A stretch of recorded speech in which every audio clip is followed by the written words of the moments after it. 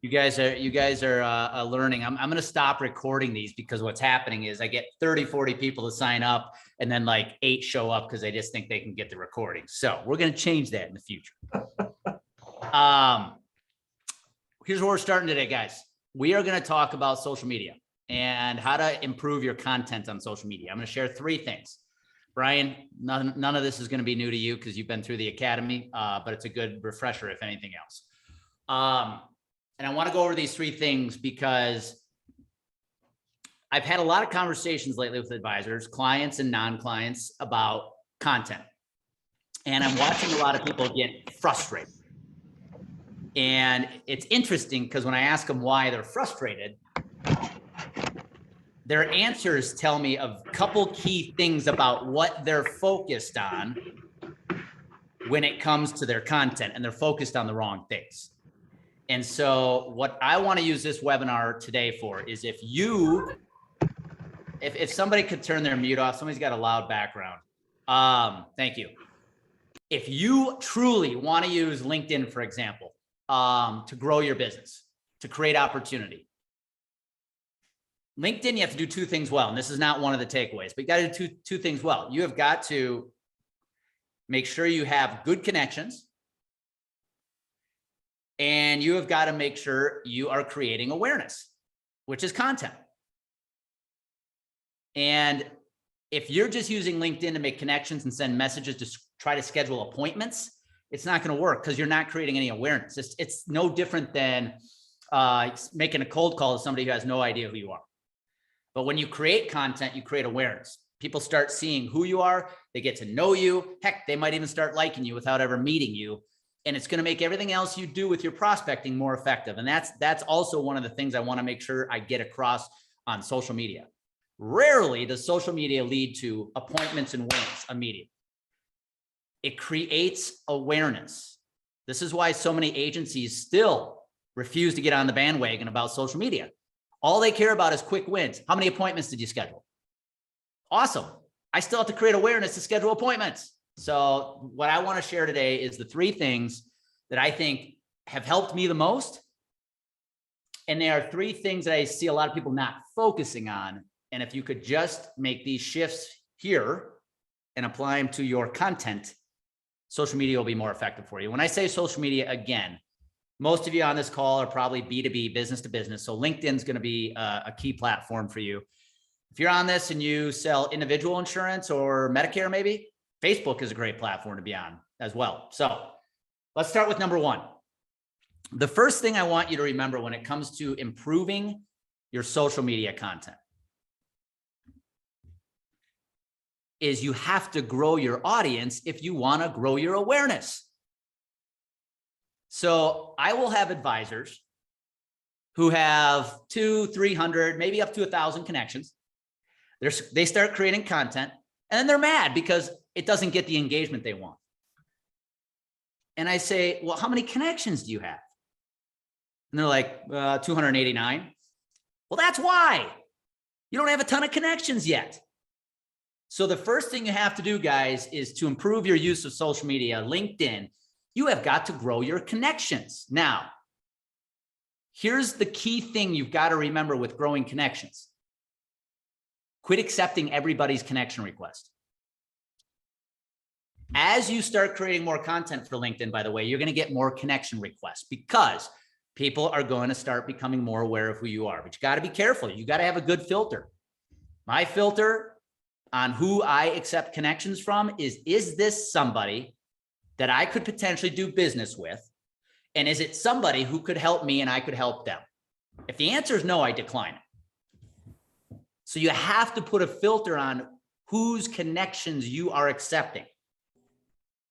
I know too many peers that you go look at their profile and they've got 18,000, 25,000 connections and you're blown away by that number. Yeah, half of them do nothing for them. I don't care how many connections you have. Yes, you should grow them, but they need to be quality connections. Again, rule of thumb should be, can you do business with them? And can they help you? And can you help them? If I get a LinkedIn request from a LinkedIn lead generator expert, Am I going to be able to help them? Are they going to be able to help me? Maybe, but I don't need it. No thanks. And I don't do that to be rude. It's like, I just don't see how our connection is going to be beneficial. So that's number one. Now, on the flip side, sending requests.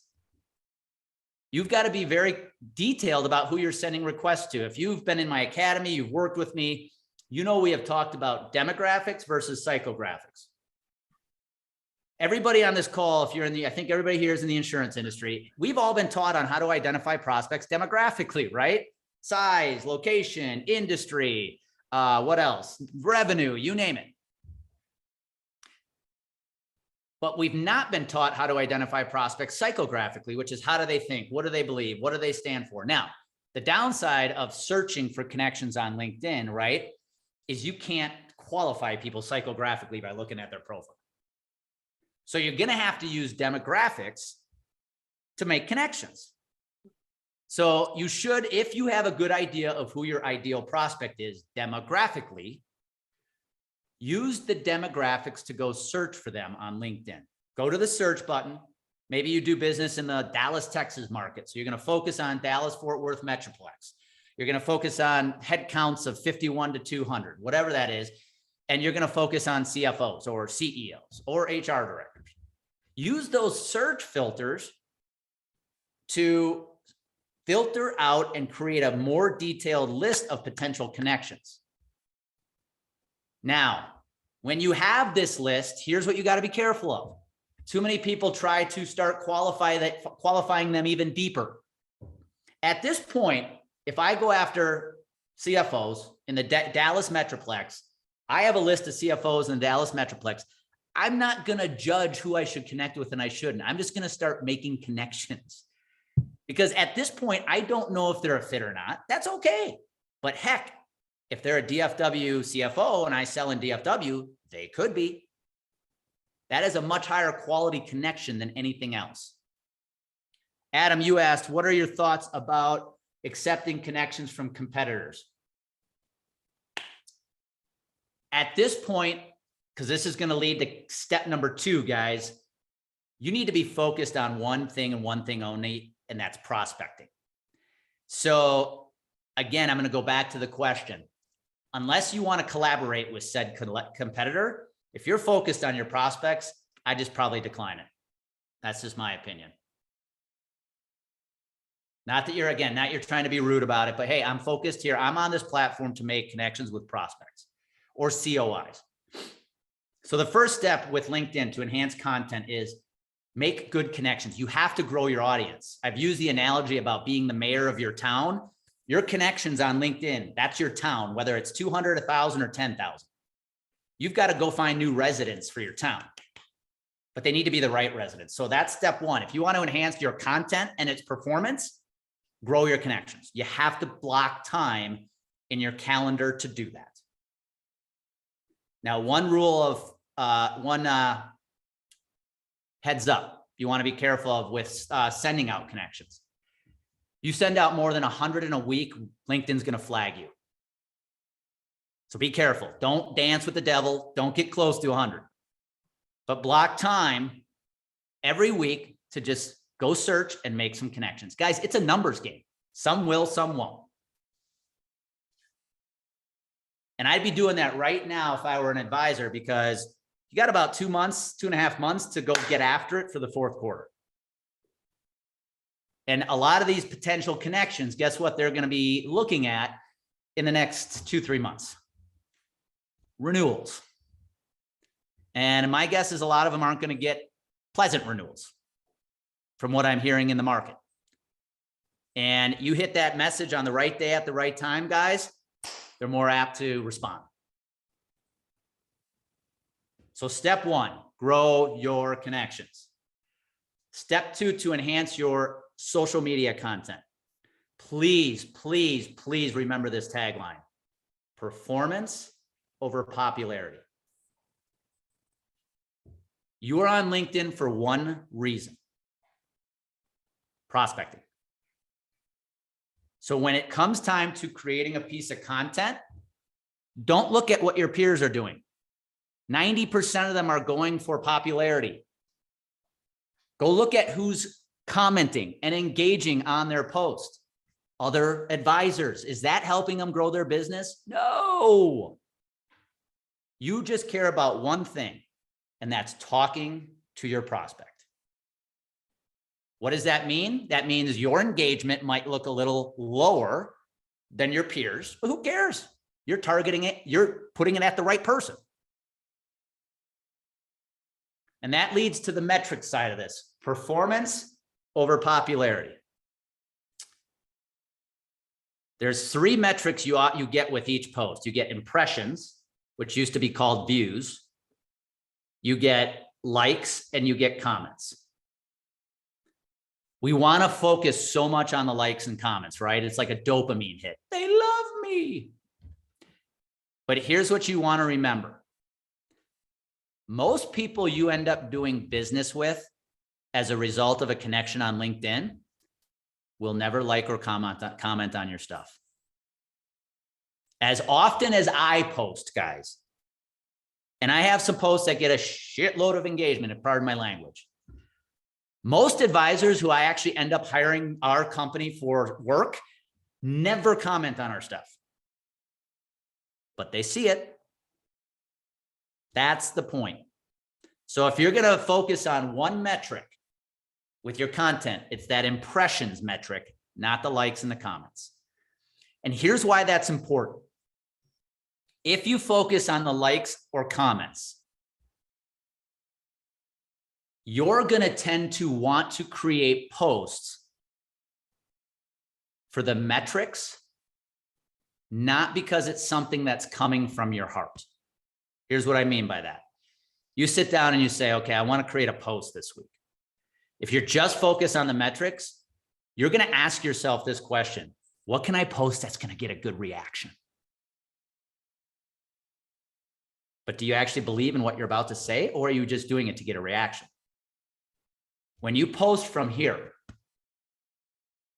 that's what matters most. So that's another mental shift I want you to remember: performance over popularity. But when you post, whatever you're about to say, please believe in what you're saying. Don't just do it to generate a reaction. I'll give you guys a classic case study from yours truly. This was back in 2016, 17. And I was often criticized by peers in a humorous way of being too Pollyanna. And I had an advisor, friend of mine at the time, challenge me to be a little more brash in your face. And if you guys know me, that ain't me.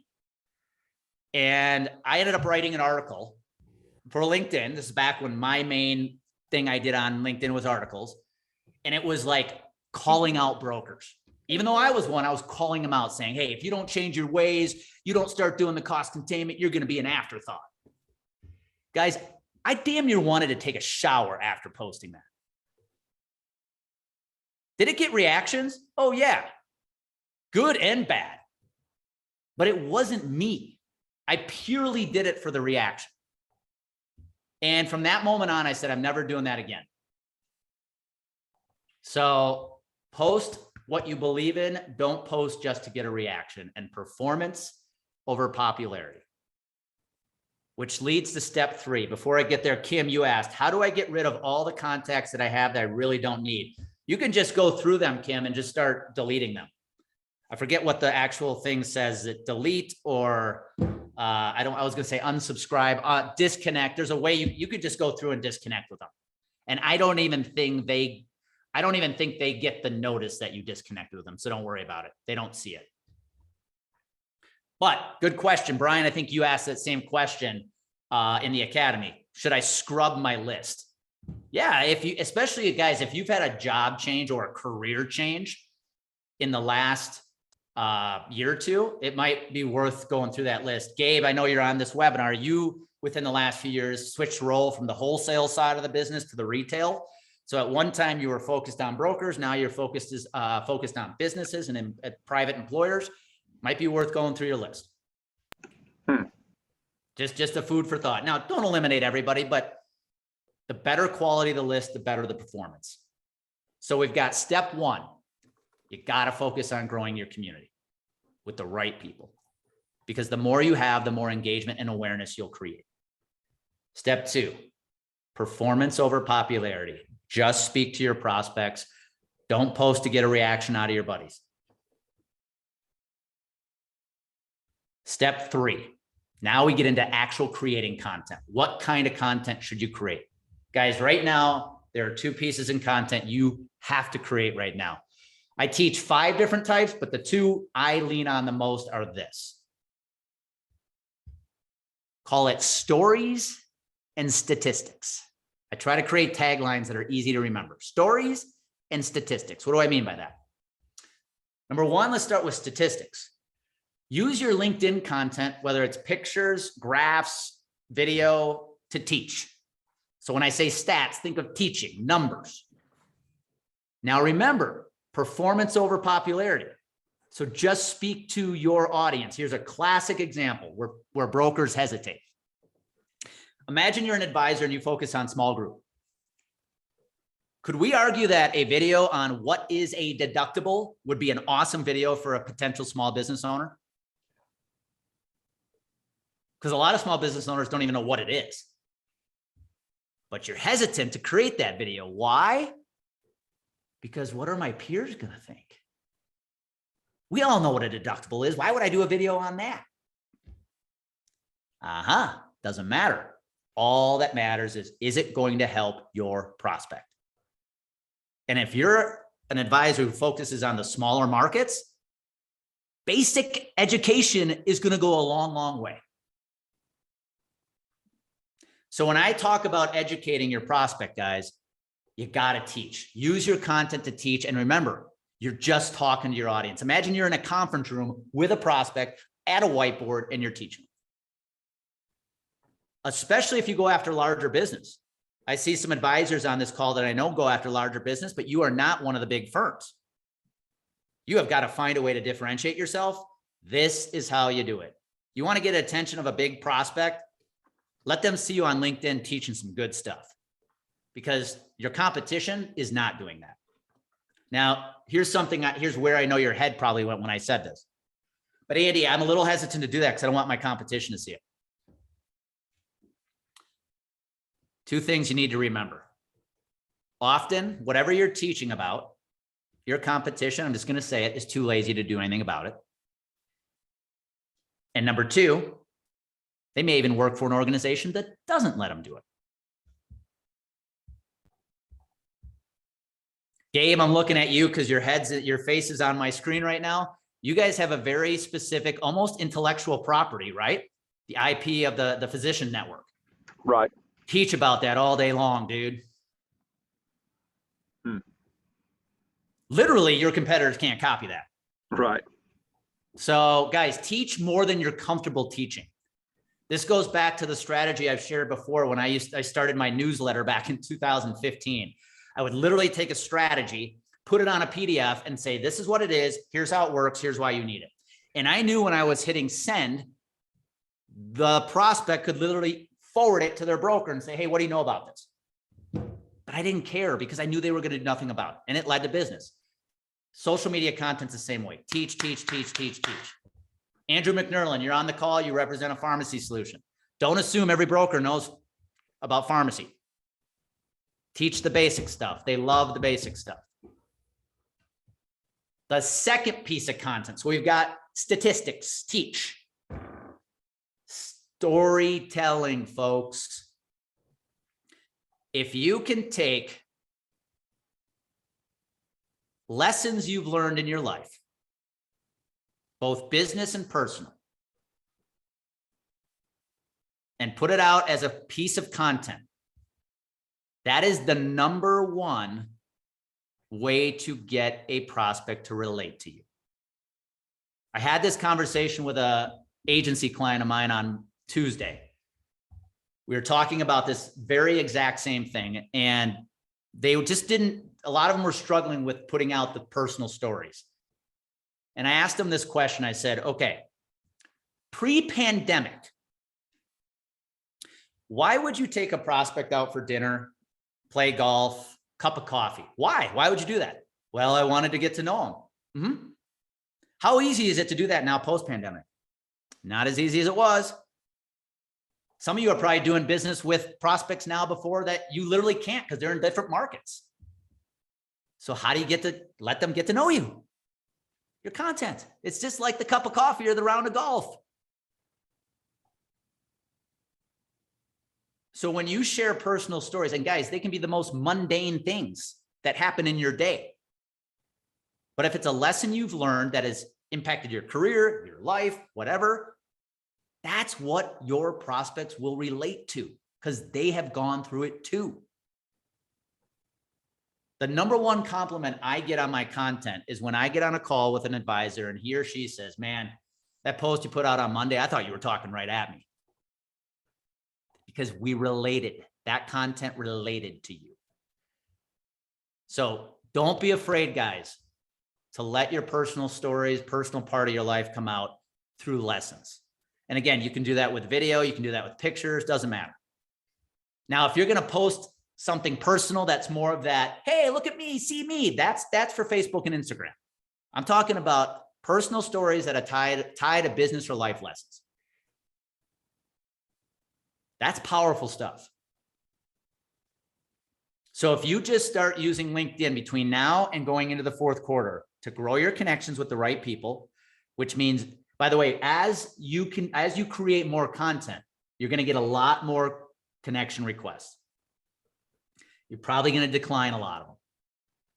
Number two, performance over popularity. Just speak to your prospect. And number three, content creation, personal stories, storytelling, and statistics.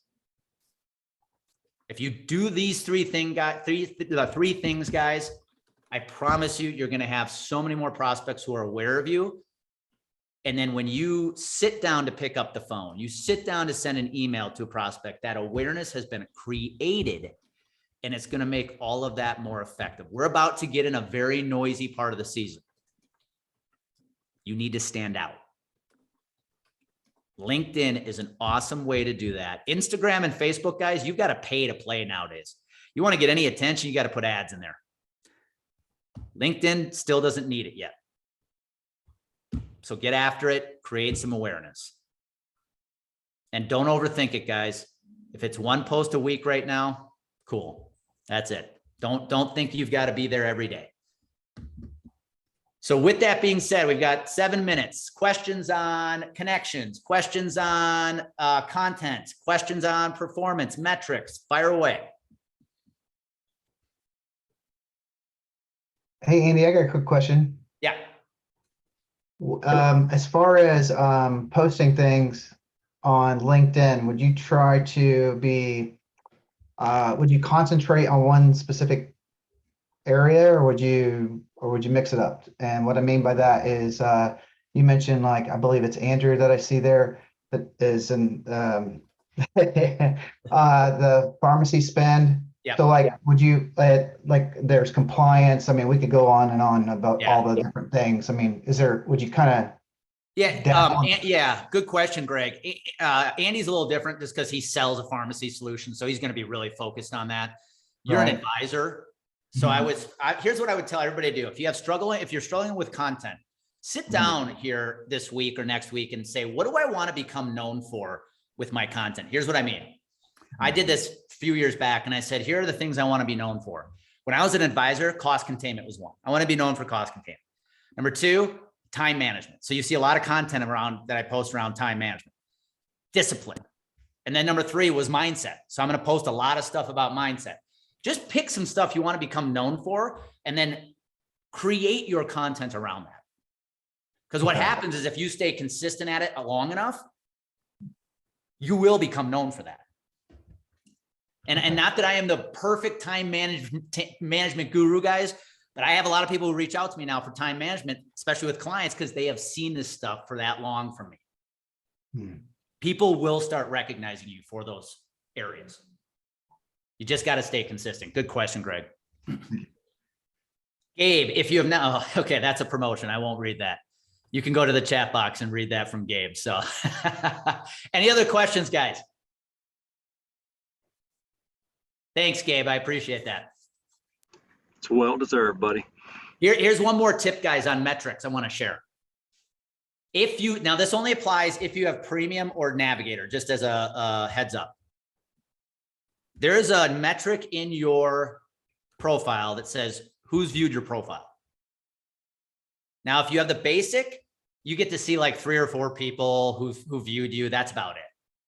But if you have the premium or the navigator, it's unlimited. You get to see everybody who has looked at your profile. That's like somebody coming to your agency's site and saying, who's looked at our website? One of the best strategies you can deploy, guys, is I'd spend time in that list every single week, because the more content you create, the profile view number is going to go up. And for some people, it skyrockets because people are going, who the hell is this person? That is a perfect opportunity that if they're a first connection and it's a prospect, send them a message on LinkedIn. Hey, would love to connect. It's been a while. Or if they're a second connection and could be a prospect, perfect time to send a connection request. So the other metric I would focus on is who's checking my profile out, because LinkedIn is basically telling, here's who's thinking about you. Even if it's for 5 seconds, I don't care. You thought about me.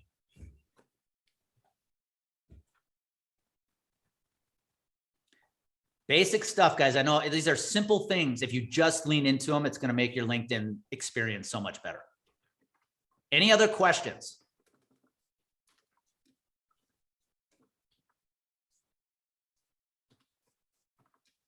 We're all good. We're all LinkedIn gurus now.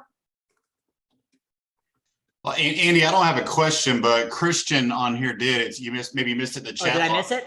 Yes. Oh, there it is. I have my thoughts, but this is your webinar. Yeah, go ahead. How do you go about adding new people to your LinkedIn network that you don't know yet but want to know? Okay, go ahead.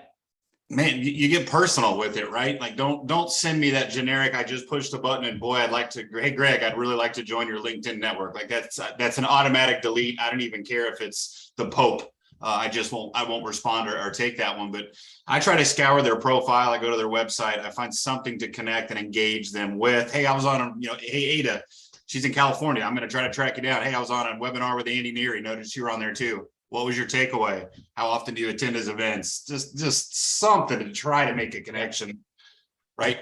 Great point, Andrew. Great point. And Christian, if that you're going to be connecting, Christian, with most people who don't know you. And so the best way to put that out there, like you either one, to Andrew's point, leave a personal note. I do something as simple as, hey, Andrew, would love to connect with you here on LinkedIn. It makes it very, very apparent. I'm not trying to schedule a meeting with you. I want to connect with you on LinkedIn. The second thing is you want to get their attention, go find their content and start engaging with it before you guys ever connect.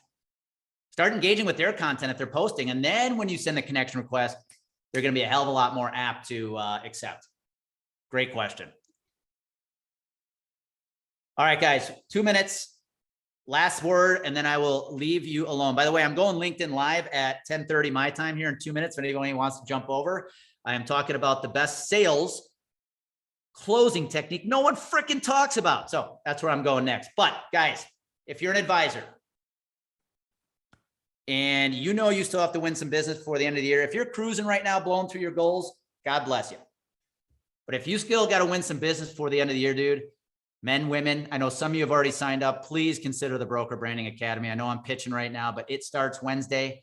It's the last one of the year, 12 weeks, all recorded.